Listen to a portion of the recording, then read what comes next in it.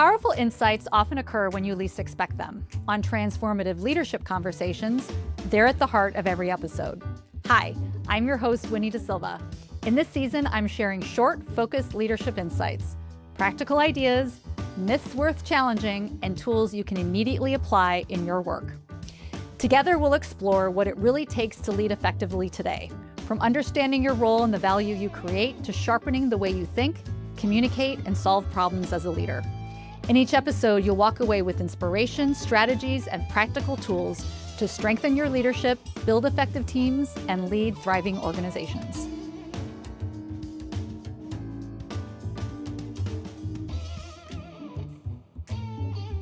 So here's something I've learned after more than 2 decades of working with leaders. Even the best leadership programs fail. Not because the ideas are wrong, but because the conditions around the work aren't right. Today, I want to talk about the 2 factors that determine whether leadership development actually creates real change. Leadership development is never a solo effort. It's always a partnership between 2 sides. On one side are the leaders themselves, the individuals doing the work of examining their leadership, experimenting with new behaviors, and learning in real time. On the other side are the organizations investing in that development. The companies creating the environment, expectations, support, and investment that allow leadership growth to actually take hold. When both sides engage seriously, leadership development can create meaningful change. When one side is only partially engaged, well, the results are bound to be far more limited. So let's talk about what that engagement actually looks like. Let's start with the leaders. After decades of coaching executives and working with leadership teams, I've noticed that the leaders who grow the fastest tend to share these few patterns. First, they're curious about their own leadership.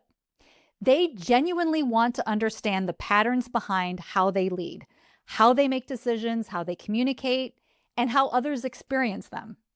Second, they're willing to experiment. So they don't treat leadership development as an intellectual exercise. They test new behaviors between coaching sessions or programs and see what works, what doesn't work, and then they iterate. Third, and again, this is super important, so I want to emphasize this a lot, they are open to feedback, even when it's uncomfortable. Some of the most valuable moments in leadership development come when a leader is willing to hear something that challenges how they see themselves. And finally, they stay engaged over time. They don't treat leadership coaching and leadership development and training programs or teamwork as a one-time event.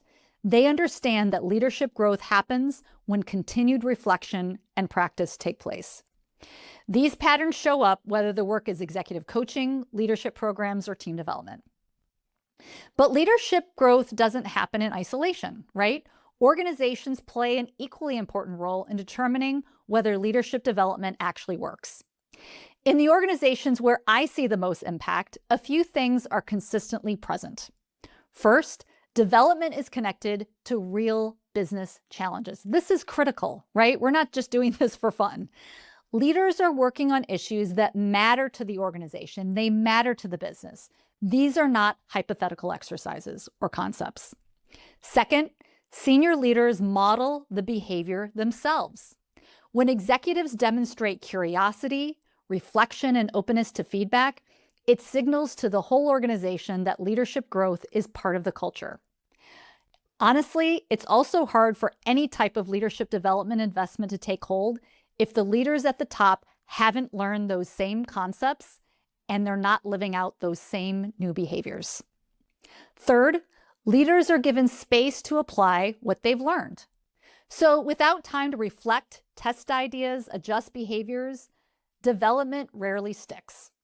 Perhaps most importantly, leadership development is treated as a strategic investment. It's not treated as a box to check. The strongest organizations embed leadership development into the actual work of the business. Now, there are also situations where leadership development struggles.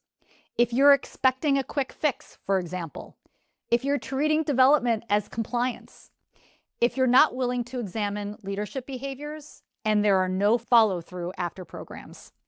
In these situations, even excellent programs struggle to create meaningful change. Because the goal of leadership development isn't simply to give leaders new ideas. It's to help them see their leadership differently, experiment with new behaviors, and ultimately lead to more effectively inside complex organizations. Because the end goal is always business results. That requires engagement from both the leader and the organization supporting them. So, if you're a leader participating in development work, you might ask yourself this: am I approaching this with curiosity? And if you're someone responsible for developing leaders inside an organization, you might ask yourself, are we creating the conditions for which this work can actually take root? Because when both sides fully engage, leadership development can create remarkable change, not just for individual leaders, but for entire teams and organizations.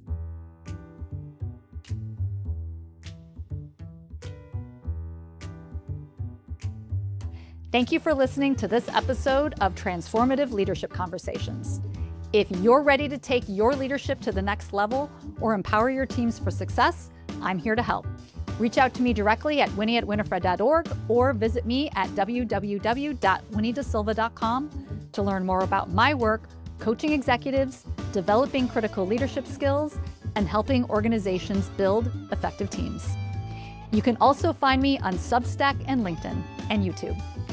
Because remember, you're always welcome to take a seat at the table, where every conversation has the potential for transformative change.